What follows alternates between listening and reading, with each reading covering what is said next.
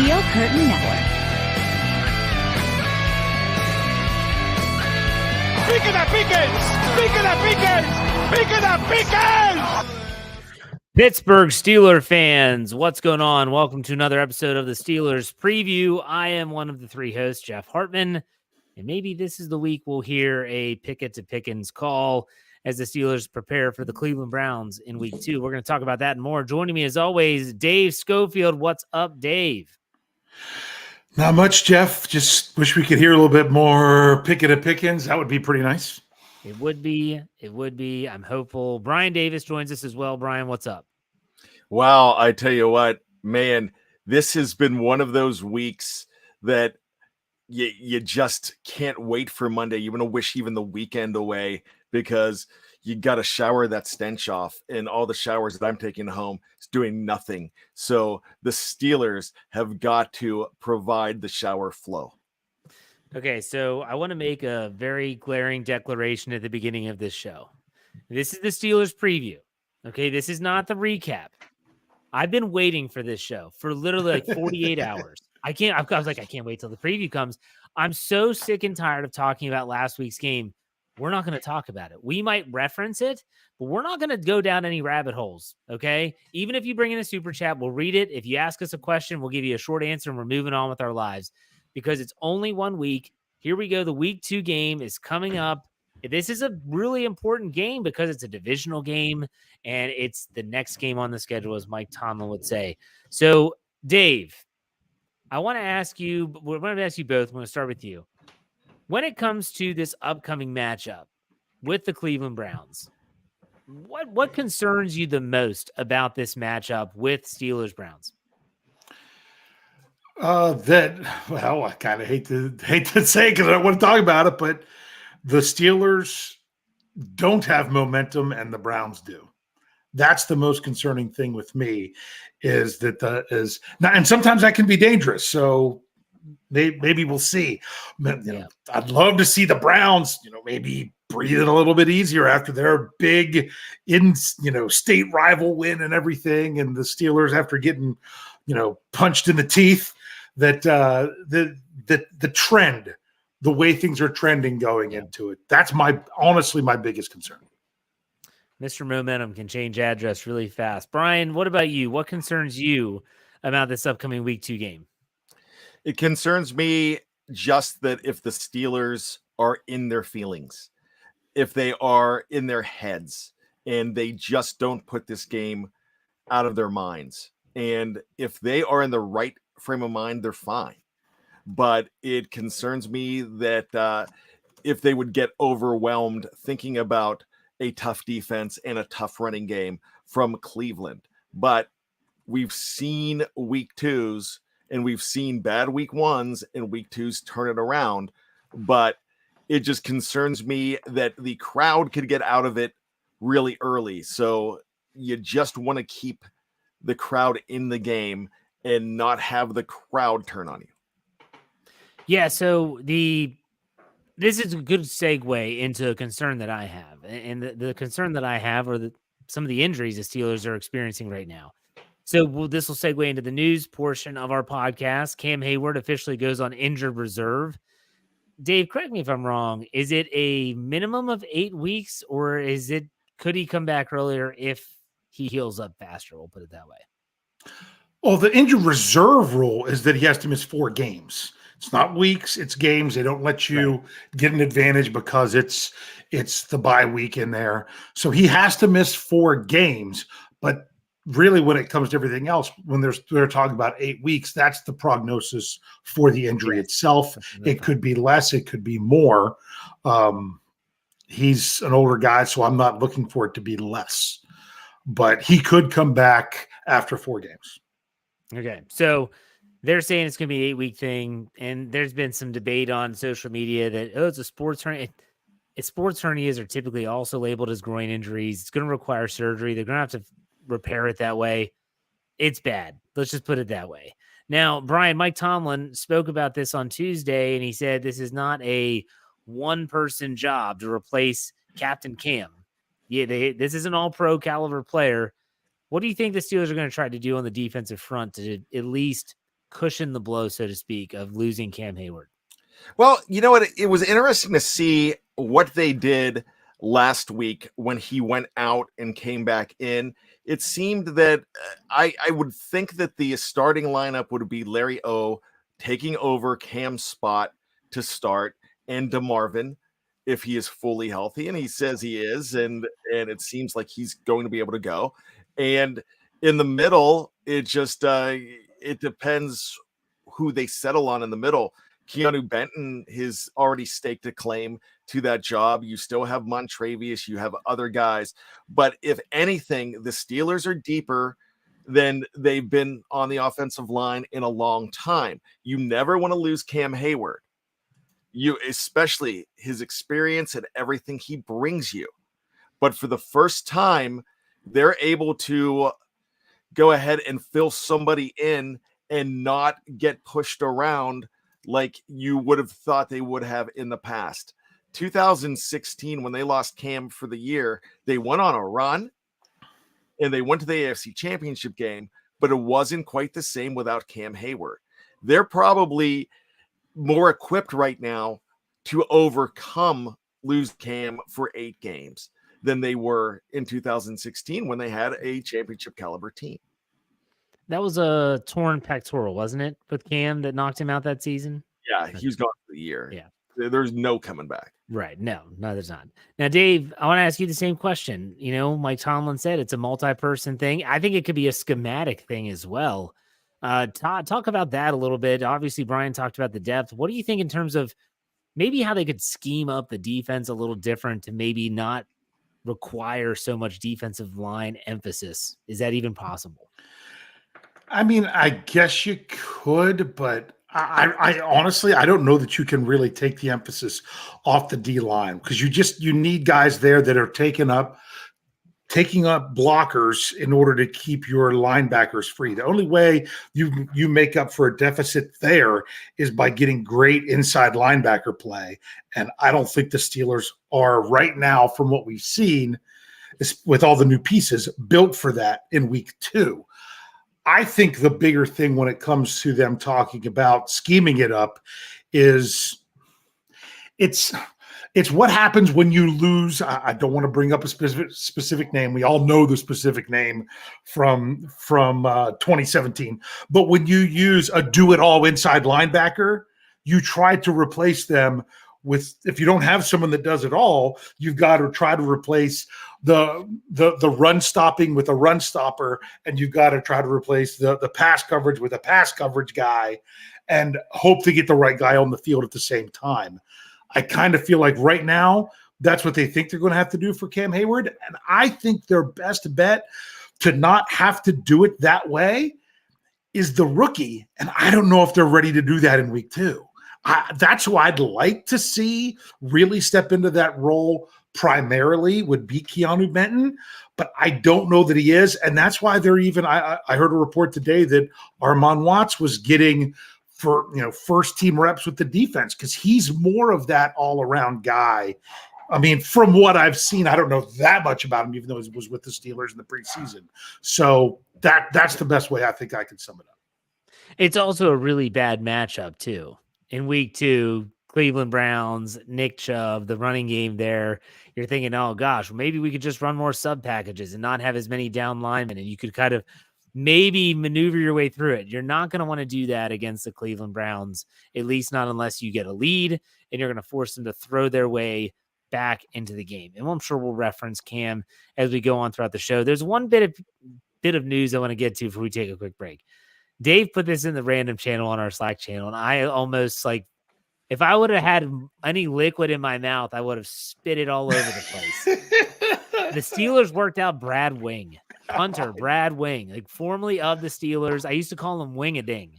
And I'm like, oh gosh, because I didn't like him either. He was just, all I want is a consistent punter. And we haven't had that since, I don't even know when, because it wasn't Jordan Berry. It wasn't whoever was before him. I don't even know. Brian has all-time favorite punters. Come on, Brian. Who's it said? Mark Royals. Dan Straczynski. We have to go back that far to players I don't even know. Never. I like Mitch Berger. I like Ron Stark. Ron Stark was good. Mitch Berger barely had a hamstring to walk on that year that he was punting for the Steelers. But anyways, I want to ask you all a question about this because I saw that my first thought was, holy crap, they are trying to kick the tires on Brad Wing. And then the second thought was, what does this say to Presley Harvin? Like, I know the shots have been fired. The dude's on his last leg anyways.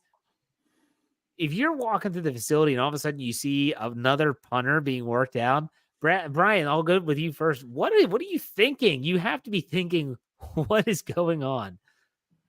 Well, yeah, it's like I'm prepared for it when I turn on the preview and when you say, "Hey, Bryan, take the week off," and I turn on and you're trying out one of the Australian guys, Matty or Marky D, because I mean they're bringing back an old Australian punter. I mean, Jeff just doesn't like Australian punters, I think. Don't like punters, I guess. Yeah, it's one of those things that you're like, all right, I better show up because there's Houston, we've got a problem. You've got a problem when you're not only bringing in somebody else, but you're bringing in a relic. That guy was last on the team in 2014, 2013. They traded him for a 7th round pick and went with Weasel Boy instead, right, Jeff? Oh, yeah. I mean, that was wing-a-ding to Weasel Boy. That was 10 years ago. So I mean, yeah, you've that's hearing footsteps. That's like, maybe I might not want to. Maybe I might not want to get that lawn service at my house. Maybe I might not want to go ahead and buy a house. Because it's got to be nervous. You've got to feel like your time is limited. Dave, what are your thoughts on this news, I guess, that we got today?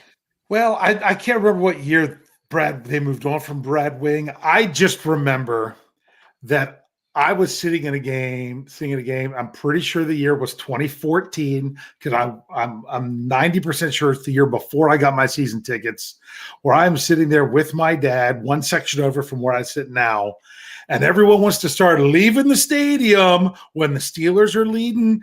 I can't even remember this is the Tampa Bay game. Tampa Bay. I can't even remember the name of the quarterback.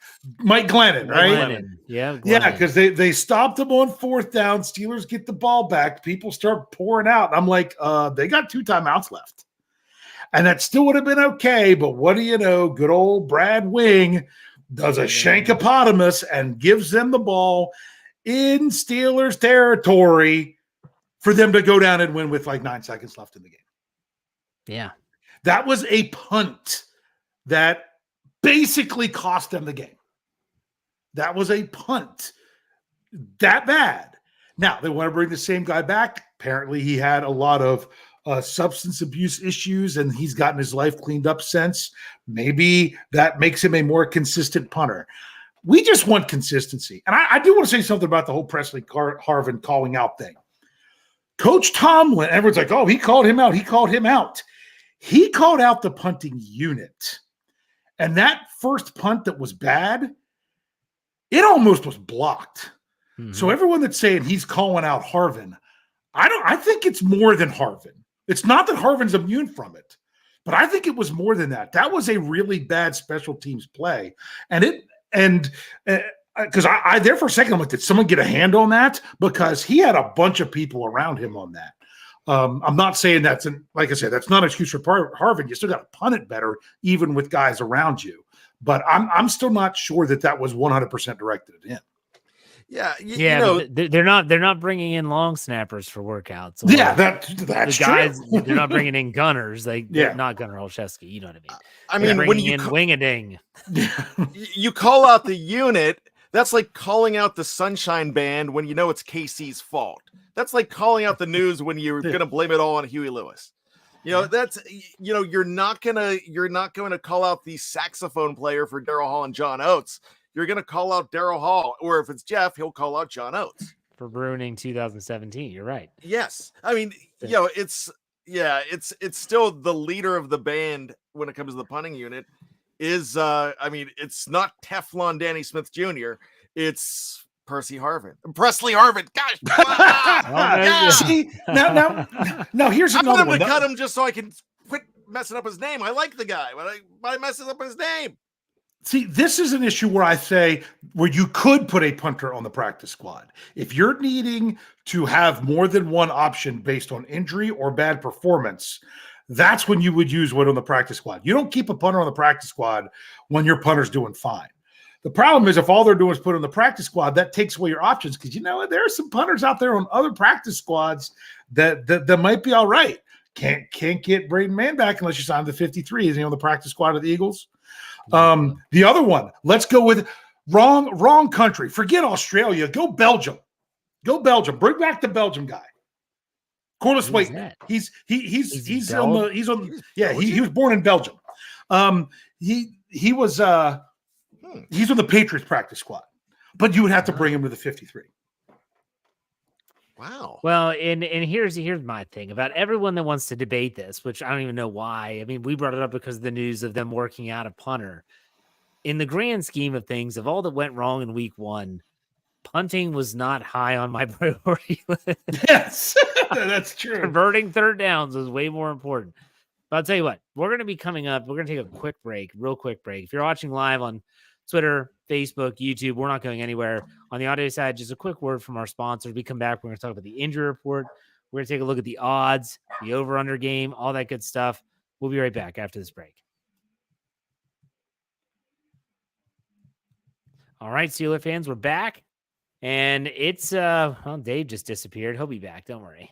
But we're back to talk about this upcoming game, Steelers, Browns, and the injury report. Now, figures, Dave is on his way back into the studio as we speak. This is normally his segment. What he discusses is the injury report. I know there were 6 players on the injury report. There he is. Dave, we're getting ready to discuss, welcome back, the injury report. Do you have that in front of you?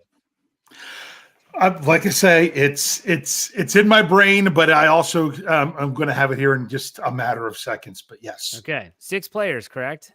6 players for the Steelers. But Cam was on that. No, he wasn't. No, Cam was not on that because he was officially put on IR just before that. Okay, so why don't you read that off? Okay, well, there was 2 that didn't play. One, or didn't participate, I guess I should say. One was Deontay Johnson. Fully expected that. He's already been ruled out this week, although he talked to the media today. Sounds like he's feeling better, but it's not like it's going to be for Monday. The surprise was this was the only player that wasn't expected to already be on this list, another player that did not practice, and that was Anthony McFarland with a knee. Other than that, you had the guys that you expected. Chooks with the concussion, limited. That means he's at least being able to do some things with moving through the protocol. James Daniel, Larry Ogunjobi, both in walking boots Monday. They were both practicing limited, and Pat Freiermuth was limited with his chest. Okay. Not horrible. Bryan, after the laundry list after the week 1 game, what are your thoughts on this? Remember, this is our first injury report of the week because of the Monday night game. So normally we have 2 injury reports to discuss, only 1. Bryan, what are your thoughts? Dude's got hurt. Okay. It's got hurt. Any thoughts on the injury report? Like I said, McFarland was the surprise for me that he didn't practice. If that's the case, think about it. Do they if they're going to end up dressing Gunner anyway as another wide receiver, although they did bring up Des Fitzpatrick from the practice squad, that, he could technically handle those duties if they're not going to use McFarland much in the running game. Desmond King is on the roster. He's a return guy. Yeah. Well, I mean, I think they're more worried about getting him up to speed as a corner than they are seeing if he can. I get that, but if he's up to speed with even just certain sub packages, you can say go back and catch this kickoff or let it hit the end zone. And we'll start at the 25. As for the guys that are limited, I have a feeling that they'll all play as long as Chooks clears the protocol. But it sounds like he's well on his way. So, well, Friday's a big report for him. Because if he's limited on Thursday and he's working his way through the protocol, you just can't have a setback. So if he's full or limited again, that's fine. You just want to see him progressing slowly. Mike Tomlin was very optimistic about Chooks, like way more optimistic than I thought. So remember, concussion protocol does not necessarily mean that it's a severe concussion, or sometimes that there's a concussion at all. Dave, go ahead. That's 2 days in a row. They did practice yesterday. We just didn't have an injury report. That's correct. And although I know he wasn't full, but from what I understand, he was participating in some way. So normally when you would watch this go through, you'd be like, limited again without that. That's good. That means there was a setback. Yeah. That's like being 2 limiteds for Chooks already. Good point. Bryan, now you want to say something? Yeah, I mean, I was going back to the kick returning situation that we were talking about with McFarland. Here's my question. Why are they not thinking about Calvin Austin III there? He's a punt returner. I know it's a different thing. He has experience as a kick returner too. Why would the Steelers be looking at a Desmond King when I like what Dave said? They want to focus on corner for him. Why would you put Gunner in there when you have someone as explosive as Calvin? Because he's the second guy on the depth chart. They don't have Austin as the second guy as a kick returner. They have Gunner. That's the only reason I said it. So, but I mean, to be honest, Bryan, there's no reason why he couldn't do that. He's capable. He's dynamic with the ball in his hands. So yeah, I think it's being a young guy, because technically this is his rookie year. Maybe they want him to focus and hone his skills in on one, because it is playing the ball slightly different on a punt than a kickoff. A lot of times kickoffs are end over end, punt aren't necessarily. The hang time's different. Maybe they're, because you know how they are with, Joey Porter Jr. can't play anything other than dime because they didn't want to have him have to focus on too much that first week of practice. Maybe they're not wanting Calvin Austin III to focus on kick returning as well as punt returning, which does sound kind of silly when we actually say it out loud. Yeah. But and I think the injury report also, Pat Freiermuth being at practice, and this is something that he and James Daniels, Mike Tomlin said this on Tuesday. They're going to be limited early in the week, but they're expected to play. They're going to need both of those guys in this game. So good steps forward. Okay, let's talk about. Did you want Cleveland's? Oh my gosh, yes, please. I'm sorry. Okay, they had a bunch of guys that didn't practice, but they weren't injury related, like Batonio and Amari Cooper and Myles Garrett. So the ones that were injury related were defensive tackle Sheldon Harris. It is Sheldon, right? It just says S. Harris. Shelby? Yeah, whatever it is. Something like that. Achilles didn't practice. Defensive tackle M. Hurst, hamstring, didn't practice. Defensive tackle S. Ika, you know who that is. Isn't that the guy that everyone wanted the Steelers to draft early on? But yeah. Big nose tackle. Yeah, foot didn't practice. Safety Jay Thornhill, calf didn't practice. And tackle Willis, foot limited. Willis, you said? Yes. Okay, that's interesting. I know that when I had, and you check out my Let's Ride podcast tomorrow, Friday morning, anywhere where you get your podcasts, I have a Browns, our Fans for Sports Network Browns, one of the people that covers the Browns for us. And he talked about they've got some defensive line issues going on right now, and that's a concern for them, whether it's Ika or Harris, and they're hoping they can find a way to kind of patch that together. But, it's very good. Bryan, anything about the Cleveland injury report you want to mention? Yeah, it's he's not on the injury report because he's already out of there, but not having that right tackle and Mr. Jack Conklin, that is a very big deal that not a lot of people are talking about. However, the guy replacing him actually did not play too poorly in that game, and he is a mountain of a man. He's a rookie, but DeWand Jones, huge.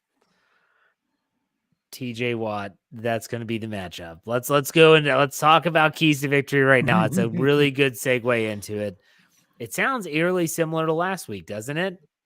The 49ers right side was their weakness. And so TJ Watt, you're like, this is the week that he's got to kind of pick it up. I mean, he has 3 sacks last week. Dave, do you see this being a very similar key to victory for the Steelers defense going against the Browns with TJ Watt exploiting that right tackle matchup? Yes, I do. It's going to be interesting to see, though, how the Browns can play it without it being Cam Hayward that's on the other side. Not all the way out on the other side, but still having to. I mean, you can now shift things slightly different, even though they didn't play next to each other. That you could possibly do that. But man, T.J. Watt, yeah, I think about this. I think back. This was an article that I did with Jeffrey Benedict when we did our Vertex Art series. It was mentioned on some NFL show where they gave us credit for it, because we talked about the game. This was the game at the end of the week 16 of 2001 when TJ Watt just single-handedly took the Browns out on third down. He ended every drive, like their first 6 drives. He had 4 sacks that game. He also had the pass defense where he knocked something down on third down. It was just crazy the way that he did that. They're going to need a very similar performance from him. And yes, that was a Monday Night Football game as well. So I'm going to try to find this stat. It was really poignant for me. I saw it on Twitter. I'll look it up while Bryan answers the question. But it was about Alex Highsmith's success against Willis on the other side, which most people think is, the strength there. But Bryan, what do you think about this TJ Watt, the defensive matchup here? Well, I tell you what, I feel like TJ Watt right now is at the very apex of his career. This is where he is. I mean, he is on top of the NFL mountain right now on defense. And the moves that he made against a guy that I don't think is that bad in Colton McKivitz for San Francisco. I think that you have a guy that is so big in DeJuan Jones, and he's going to be probably more beneficial for the Browns in the running game. But what TJ Watt, with the speed of TJ Watt and the moves of TJ Watt, I think he could get this guy flat-footed. And I would say that getting 3 again is not unreasonable. Not going to say it's going to happen, but you expect to have him. I mean, if we're doing over and under right now, you expect him to have more than 1.5. Well, we'll get there. We'll get to the over under, and TJ's on the list. But go ahead, Dave. Well, here's the other thing, though. Something that the Browns could have done in past matchups and did not. That could really minimize TJ Watt. Bryan's talking about in the run game. Just don't pass the ball. I mean, they've had times where they ran the ball successfully against the Steelers. I mean, I had some numbers here with Chubb, and it was one of those games where, I mean, even week 18 last year, he had 6.4 yards a carry, but they only gave him the ball 12 times, and it's like, just run more. That happened again. That's what happened on that Monday night game the year before. He had almost 5 yards a carry. Only gave him the ball 12 times. There's times where if they choose that, they're just like, we are going to just run and run and run, and we'll only pass if we absolutely have to. Then that puts the pressure on the Steelers offense that they have to actually put points on the board and take Cleveland out of just being able to run the ball every down. So I found that statistic. So someone, it's actually a Browns fan, but everyone's talking about the Jones versus Watt matchup, but is no one worried about the Willis versus Highsmith? In the last 4 games versus Willis, Highsmith has had 11 quarterback pressures and 6 sacks. They're saying that Jed Willis needs to play better on Monday night. So when I heard that, I was like, oh, so Highsmith has a little bit of success on the other side. Maybe this is a meet at the quarterback situation, but what has to happen first? And Dave, you just were alluding to this, talking about the Nick Chubb stats. You got to stop the run. Like, you're going to have to force them into obvious passing downs and distances. You're not going to be able to just, get through, barely get by and hope that on 3rd and 2, you can get Deshaun Watson. Deshaun Watson still has talent. People want to bash the guy. He's still capable quarterback. Sometimes it doesn't look like it, but he's still a capable quarterback. So let's go to the other side of the ball. Let's talk about the Steelers offense going up against a Browns defense that, outside of the injuries along the defensive front, they've done a pretty good job of reconstructing this group. I mean, top to bottom, Mike Tomlin was glowing about the defensive backfield of Cleveland. We know about Myles Garrett. You talk about Za'Darius is there now. Bryan, what do you think about this matchup? I got to tell you, these guys are going to come at you, and this matchup, it scares me to think that if they are, especially with Broderick Jones there, being on the right side, is that natural for him when he's played so much in the preseason on the left side? This is one of the best defenses we've seen out of Cleveland in a few years. They're going to be coming hard. Nobody's going to give you a pass. So, I'm concerned if the offensive line cannot pick themselves up, and if they play the way they did last week, then this is going to be a long afternoon, actually evening. Yeah. Dave, what about you? What are your thoughts?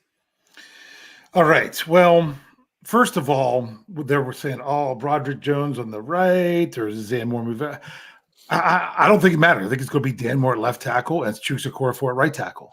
And although, despite the PFF scores, which of course we know can be ridiculous, Dan Moore Jr. has actually done better against Myles Garrett. Think about it.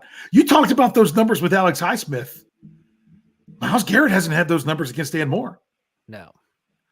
So now, am I overly confident in that's going to happen every time? No, I am not. I'm not. But we've seen it, so it's not outside the realm of possibility. So that's one thing that I think is going on. And this is interesting. Did you guys see where I shared this with the staff? I think yesterday. It's really funny because it all depends on what metric you're looking at on whether or not the offensive line did very well in the last game. Not on the last game, but this was before the Monday night game where these numbers came out. So it was 30 teams. PFF had the Steelers. This was pass protection. They had them dead last. What's it called? SIS. They had them seventh best, and then ESPN had them right in the middle at 15 out of 30. So it really all depends on your source as to were they the worst, were they towards the top, or were they in the middle? Coach Tomlin seemed to think that until it got out of hand and predictable at the end, that it wasn't as much of a problem against that defensive front last week. It's going to be another big test, but I'm not going to say the Browns is better. I'm not going to say that theirs is better, especially with some questions at defensive tackle. So the offensive line really does have to step up and get the job done this week because it just wasn't what it needed to be before. Okay, last question before we take another quick break. Last question here about the offense, and it is based around Deontay Johnson's absence. So you follow the smatterings on Twitter and what people are saying on our website, steelcurtainnetwork.com. Go check it out. A lot of people are in one boat or the other in terms of how to replace Deontay Johnson, at least for this week in the lineup. Some are saying easy. Allen Robinson goes outside. If you need to flex in a slot receiver, you put Calvin Austin there. Some people are saying other thoughts. Bryan, what is your thought in terms of how the Steelers should manage their wide receiving core in the absence of Deontay Johnson? Allen Robinson is a guy that got a lot of balls that because of Deontay Johnson's absence last week. And I thought he was a very comfortable right there with Kenny Pickett throwing him the football. George Pickens becomes your number one guy here. But as far as managing it, you're going to see, looks like Calvin Austin is going to get a lot more action as well. So those are going to be your top three receivers who were number 2 through 4, with Deontay Johnson being considered the number 1. So you're going to see him move up to be the top 3, and you might see some action out of guys that you didn't expect, like a Gunnar Olszewski, like maybe a Dez Fitzpatrick as well. So you're going to see some guys get some action in there. It's going to be really interesting. I'm thinking that you're going to see a guy like Allen Robinson be more of a safety valve. And because he's the veteran and that he already has a good rapport with Kenny Pickett. Dave, what about you talking about the receivers? Yeah, I like what Bryan said there about Allen Robinson being a safety valve more. If it's not the tight ends, any of the tight ends. But when it comes to just the wide receivers, I agree there. I think I'm worried that George Pickens' targets are going to go down because now he's going to draw even more attention because you don't have to worry about guarding Deontay Johnson. Now, do I think George Pickens is capable of still taking on, better defenders or more defenders and still come up with crazy catches? I do. I'm just not sure that Kenny Pickett will be confident enough to throw him the ball more. So I think the receptions are going to go more to Allen Robinson. I think this is a one-to-one swap. I mean, I think a lot of people are talking about moving Allen Robinson outside, which he will in some cases. I think that in the instances where Deontay Johnson was primarily an outside receiver, which he normally was, put Calvin Austin out there. Bryan mentioned it as well. If there's a player who can gain the separation that Deontay Johnson could based on speed, and you know what? If you want to soften up the defensive secondary, have him go deep a couple times, even if it's not completed.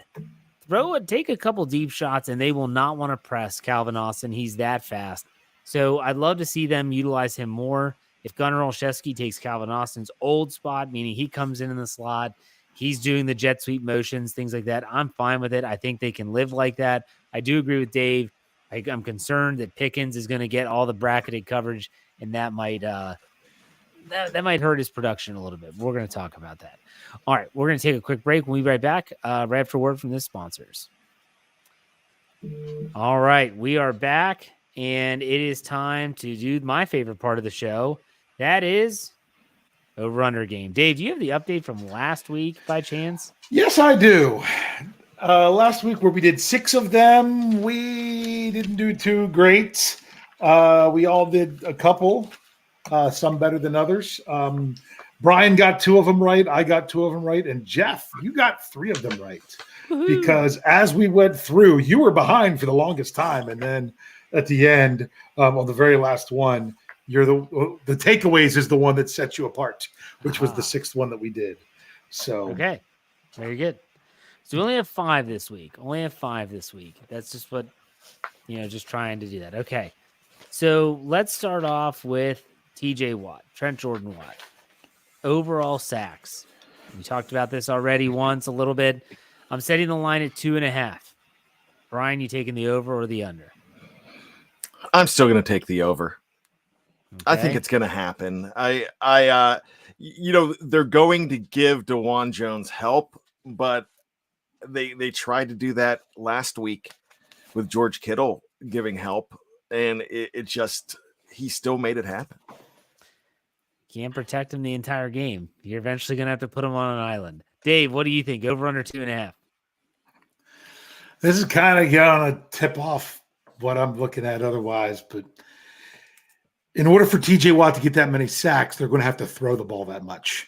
And I'm not convinced the Steelers are going to make the Browns have to throw the ball. So I'm going under. I am going over. TJ will get his. I think he gets 3.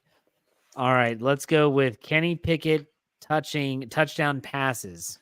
Touchdown passes. So not total touchdowns, touchdown passes. I've got the line set at 1.5. Bryan, what do you think? I'm optimistic to say 2. Okay. Dave. I'm going under. I'll go 1 of passes. Okay. I'm going to go over 2. Over 2. Let's go with Calvin Austin III receptions. Not targets, receptions. I've got the line set at 4.5. Bryan, what do you think? Why am I so optimistic this week? I got to go over because I could see him getting 5 or 6. Deontay Johnson's not there. Okay, Dave. Like I say, when you say the subject, I quickly try to think of my number before I hear yours, and my number was 4. So I guess once again, I'm the pessimist, and I'm going to go under. I even set this line, and I'm struggling. I'm going to go over with 5. I'm going to go over with 5. recap, 3 straight. You guys both completely agree, both going over on everything.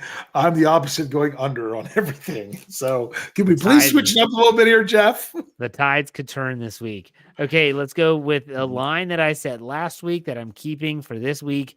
George Pickens receiving yards, 65.5. Bryan, over under. I'm going under. I really think that I agree with what was said about 10 minutes ago, that he is going to be the main focus of this team, and they can afford to do that without Deontay Johnson, the dangerous Deontay Johnson, not being there to have eyes on. Okay, Dave, over under 65.5. I still think he's going to get some yardage, but I don't know that he's going to explode without Deontay Johnson. I think those receiving yards are going to go more towards Robinson and the tight ends. So I'm going under. I too am going to go under, but around 60. I think he'll have a good game. I think he'll be around Last 60. week, that was the only one we all agreed on, and we were all over. This week, we all agree on it, and we're all under. Okay. So maybe, hey, if he goes off, I'm not going to complain. I'm really not going to complain one bit. Last one, the fifth and final, Pittsburgh Steelers defensive takeaways. I've got that number at 1.5. Bryan. I'm actually going to go under on this one. I don't think they're going to cough up the ball whatsoever. I think one is possible. I think they could pick off Deshaun. I just don't see fumbles happening. If fumbles do happen, it's going to be a wide receiver fumbling the football. I don't see a running back doing it. Okay, Dave? I got to be optimistic about something. So I'm going to go over here and say, hey, they can get 2 takeaways. The question is how many turnovers they're going to have of their own, if that's going to keep them in the pot, if they'll even have a positive margin then. Jeez, I am scared to hear Dave's prediction for this game. I'm going to go with over. I think that, TJ Watt is a turnover machine by himself. They do have Deshaun Watson at quarterback. He tends to take some risks with the football. I'm going to go with 2, so I'm going to take the over. All right. It is time for those predictions. We here at Steel Curtain Network are sponsored by MyBookie. So the current line as of today is the Cleveland Browns are giving 2.5 points on the road, meaning in Pittsburgh, on Monday Night Football. Still can't believe that, but it gets better. The over-under is 38.5. We thought last week's over-under for the San Francisco 49ers and Steelers 41.5 was bad. It's 38.5. Sportsbooks don't like the Steelers offense at all. Bryan, what's your score prediction? How do you see this one going? You know what? I was all set to say that the Pittsburgh Steelers are going to rebound and take this game. I fully believe that it's possible, but this show has done something to me, and I'm actually going to go ahead and say under, and I'm going to say Browns 27, Steelers 16. That's not under. Yeah, that's over. Okay, I can't add then. All right. Well, I already gave Pickett 2 touchdowns, so 24-16. Okay. Oh, I'll take the over, and I'm just going to go with 27-16. Cleveland? Okay. Cleveland. Yes, I hate to do that, man. I'm not this guy, but I'm just not feeling it right now. Okay, Dave, go ahead. All right. Well, here's the number I'm confident in. I have it that I think the Browns are going to score 17 points. That's just what's been in my brain. The only thing that I can't decide is, are the Steelers going to score 13 or are they going to score 20? And I've bounced back and forth so many times of whether or not I think they're going to go 13 or 20. And for some reason, I'm settling on the 13. So I'm actually going to go Cleveland 17-13. And Bryan, that is the under. Oh my gosh. What is going on? Okay. Let Jeff talk for a sec. Here's my prediction. Well, I already wrote in Steelers. It doesn't matter who they play, you're going to pick them. I have not had you not pick the Steelers in in an actual Steelers preview show Yeah. that's leading for the game ever since I've joined you. This is accurate. Okay. So the Steelers, I've always said this. I was talking to Jeremy Jerome Betts on my podcast for Friday, Let's Ride. And we were talking, it might have been after we even got off the air. And he too, not to spoil it, but he picked the Browns to win as well. And I said, when you have a game like the San Francisco 49ers, that is not a familiar opponent. They've played them, once every 4 years, haven't played them in Pittsburgh in 8, something along those lines, give or take, who cares? And so they're just not used to playing against that style of offense, whether it's the stretch zone running scheme, the Kyle Shanahan, whatever, very physical, very fast defense in terms of top to bottom, just great. I think that what you want to get back on track is familiarity. And so, yes, Jim Schwartz might be the new defensive coordinator up there in Cleveland. Kevin Stefanski is still running things, very familiar with that opponent. You want that familiarity. They have an extra day. I'm sorry. I think the Steelers bounce back. I don't think they lose in prime time at home. I think it's going to be close. I think it's going to be really close. I have the Steelers winning this one 23-21. 23-21, a little bit higher scoring than people might expect. Definitely on the overside, but I'll take the Steelers getting the points, but they're not going to need it. Take them on the money line. Steelers 23, Browns 21. That is my prediction. So I'm surrounded by Browns fans, I guess now. Jeremy picked the Browns. Y'all picked the Browns. Oh, yeah, because it's like we're rooting for the Browns to win. Come on. Jeff, this all, to me, notice that I said I think the defense is going to have them to 17 points. I feel that the defense is going to, if nothing else, this game could be slow and boring because they can't stop the run and the clock, and it's going to be less than a 2.5 hour game because the clock's going to run the whole time because of the running game. And the question is, can the offense change it? That's where I don't have the big confidence now. I need to see more out of the offensive line. I need to see that they can do more from the receivers without Deontay Johnson. And I need to see that Kenny Pickett can bounce back. I think this is his number one bounce back opportunity more than anything last year, even in my opinion. I mean, I still think the offense that we saw in the preseason, while maybe not as dynamic as 5 of 5 drives for touchdowns, it still exists. It's just a matter of they got to figure things out. So they got smacked in the mouth last week. Let's see how they respond. Can it exist when a defense is actually trying to confuse Kenny Pickett, which isn't what they were doing in the preseason? They weren't doing those kind of things. Yeah, for sure. So that's the question. That's what I want to see the confidence. That's what I want to have my confidence restored in that before I'm ready to think that the offense can do anything great against the quality defense. Confidence was shattered. It sounds like your confidence was shattered after last week. Well, yeah, because what you were looking at in the preseason isn't real NFL football as much. No, I understand that. So but when at they the same had time, when they had to take the real, but at the same time, you're also stating with that sentiment that there's no such thing as like that game that just everything goes bad. I mean, there is just an aberration. It's kind of like predicting the inactive list for me. Which I always struggle with in week one, and actually got, I would say, 4.5 out of 5 right. I said if Ogunjobi's can't go, it's him, but if he can, it's going to be Armand Watson. The other one, I got to the 4 right. I usually don't do that early on. I need to see the Steelers establish pattern of who they're going to have active and who's at the bottom of the list. And then I base it off of that, how they're going to change things. I kind of see the same thing with them offensively right now between the execution and the offensive philosophy. Bryan, do you want to chime in with anything? Yeah, I'm kind of going with the old philosophy that I don't even know if I believe in my pick right now.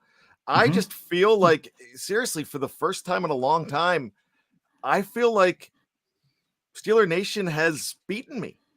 I think they have just chipped away at me the entire week, that I'm just going to say, all right, I'm going to subscribe to the lack of hype this week just for the fact that I'm wrong a lot.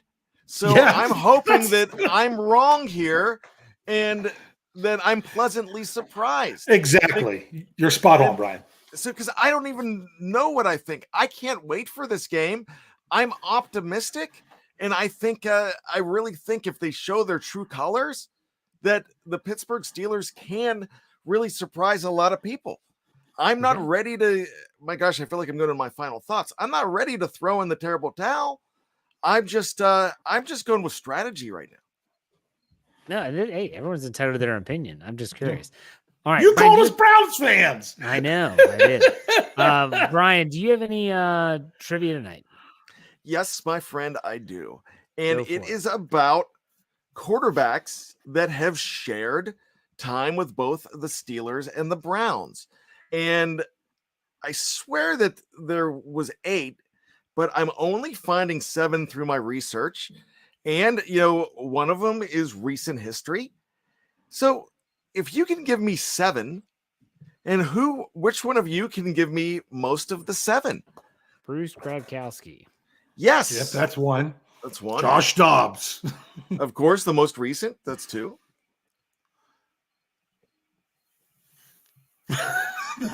Jeff, it's your turn. Yeah, no. I'm trying to. Are any of them more recent, or we have to go back to like the 70s? One is still active, actually. Now, I don't know if he's ever suited up, but he was on the Steelers in the regular season. I don't know if he officially played. This is one of those like perennial backups. Yeah, he is. Did Brian St. Pierre end up in Cleveland at all? No, but okay. Let's stick with that great first name, though. Oh. Brian Hoyer. Brian Hoyer is number 3. One is I forgot that he was with the Steelers. One is one started for the Steelers. He is more known as a backup, and he is probably known for more of another team. But this guy is one that we wax poetically about when we talk about backup quarterbacks. I cheated and looked at the live chat. I think I know. You do know. If Mike Tomczak? It is. The great Ohio State. Yeah, he was with both, wasn't he? And so most notable for the Bears, though, wouldn't you say? Yeah. Yes. Yeah. Yes. Now I'm going to give you this one because you're not going to get it because it's Bill Nelson. He was the quarterback in the late 60s. There is one here that was a Hall of Famer, not because of his time with the Steelers. And he was a Hall of Famer for, I guess, his 3rd team because he left the Steelers. He was a draft pick of the Steelers. We're talking 60s and 70s here. I was going to say, did Len Dawson end up in Cleveland? Len Dawson, before he went to the Chiefs, was a Cleveland Brown. Gotcha. And so the one last one that I'm looking for, all I have to do is say, shame on you, Jeff Hartman. Shame on you. Oh, Dick Shiner. Dick Shiner. It's funny because someone sent me a picture of like a card, like a trading card of his, and it was him in a Browns uniform. Me. And that's the only reason I remember. I bought that for you. I bought it for you. I just haven't seen you. That's right. Where is that? I have it. I haven't seen you. Yeah. Oh, you have it. You sent me the picture. You didn't yeah, I give sent it you to the me. picture. Yeah, that's right. Yeah, we talk all the time, but Yep. we physically aren't around each other that much. Right, you're right. Dick Shiner. Dick Shiner Nutter Shiner. 2024. I'm gonna get shirts made. Shiner Nutter. 2024. They got my vote. All right, Dave, go ahead. Well, if y'all listened to Stat Geek this morning, I broke down a number of different streaks of going on that could go one way or the other. The Steelers have that, you have to say it properly, Monday Night Football streak at home. You can't say on a Monday because of that 5:00 game against the whoever Washington was at the time. That stopped the 2020 win streak. That one there. You could talk about the big streak they have against Cleveland and Pittsburgh in the regular season because you have to ignore the playoff game and everything. But then I broke down where Jeff talked about the streak of teams that play the 49ers not winning the next week. All last season, there was not one team that played the 49ers that then played the following week and won a game. Just didn't happen. So I got another one. I was looking at that, and with all the Monday night streak for the Steelers, with all that, and because that was the one I started with, and I was looking, I'm like, have the Steelers, they've opened it on Monday nights. I've really only at home one time. This is only the second time the Pittsburgh Steelers will play a Monday night football game at home in week 2. Do you know what that other game was? If you know it, say it, Bryan. I was going to say, I should probably say, Bryan Anthony Davis. Do you know what that game was? The only other time in week 2 the Steelers have played on Monday Night Football. Man, I remember the year after the Super Bowl, but it was on the road when they lost to Jacksonville and Ben was out. That was in 2006, the 0-9. Yeah. But that was you're right. That was on the road. I'm probably going to kick myself. I'm still thinking. How recent was this? How about I give you the year and you tell me if you can tell me the opponent and the outcome? How's that sound? If it's recent, yeah. The year was 1986. Denver Broncos. They played the Denver Broncos, and they lost that game. They lost that game. Yes, they did. Yep. In fact, the Pittsburgh Steelers have never won a Monday Night Football game during week 2. Oh, wow. And that's why I went with 13 instead of 20. You're welcome, Jeff. There you go. All right. Good stuff. Good trivia for both of you. Bryan, I know you kind of went on your final thoughts earlier. Do you have any final thoughts tonight? Yeah, real quick. Look, I mean, we are so knee-jerk as Steeler Nation. We really are. We have seen it so many times. Last year, as Steeler fans, we were talking about having the number 1 overall pick and starting over and doing all that. This is just not the way this team is made up. This is not the way that this team is run. I'm not even ready to take them out of the playoff race, even if they lose this week and go 0-2. Do I really think that they are a Super Bowl winner? No, I don't. But I really think that this team still has something special to them. So I'm not ready to just lay down and believe all the naysayers, even though I kind of let them all get to me. And this is just personally, I've been like this all day. I think my family thinks I'm the crankiest man alive today, and I'm usually really jolly.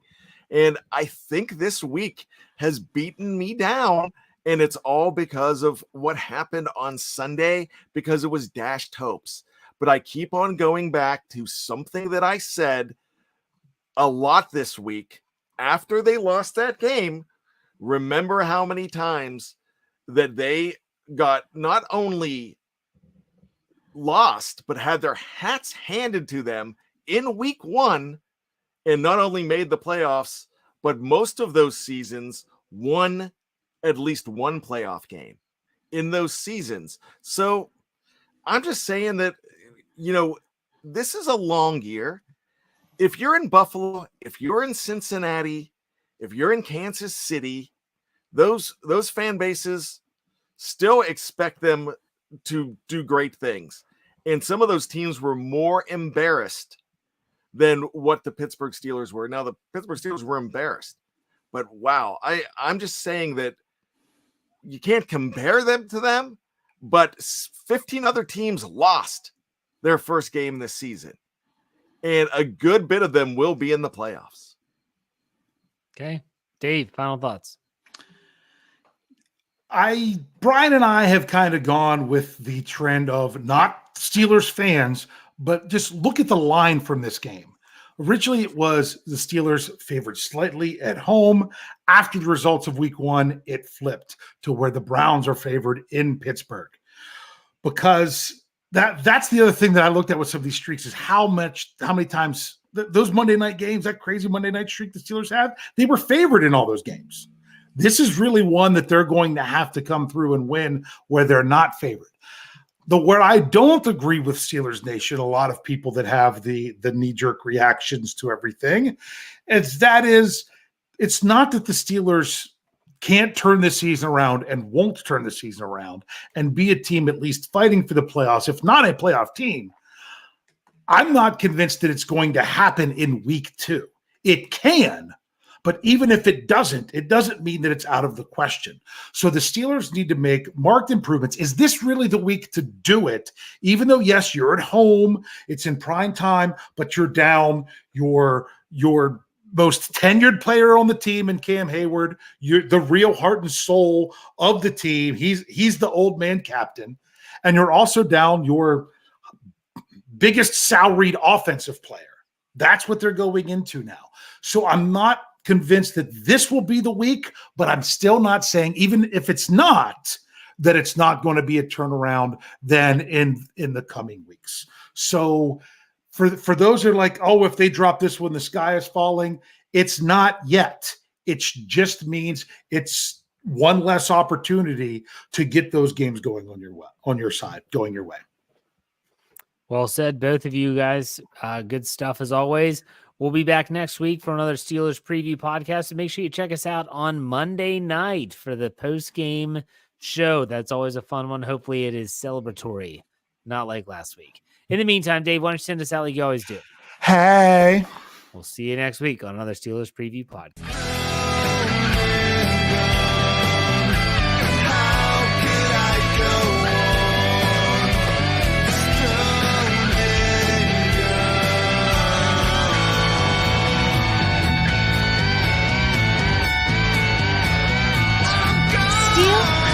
Network. Get it. Everybody else gets a little tight.